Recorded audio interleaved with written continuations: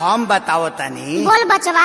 रोटिया के नींद दिन के चैन उड़ाती है, चैन उड़ाती है।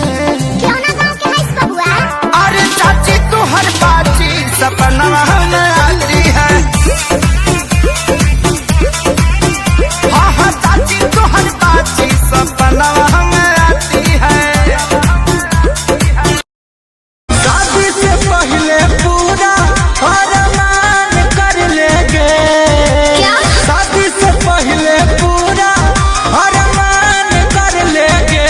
चले कुआरे में छौड़ी गंगा स्नान कर लेंगे। चले कुआरे में छौड़ी गंगा स्नान कर लेंगे। डर लगता है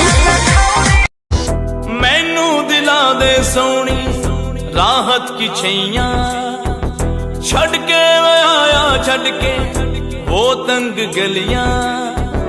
आया मैं आया वेखण तेरी रंग रलियां। पानी छट करेंगे करेंगे आज तेरे नाल डायनामाइट तेरी मेरी जोड़ी सोनी है। अब वो मेरे साथ नहीं है, समझे ना। मेरे साथ रहने की उसकी औकात नहीं है, समझे ना।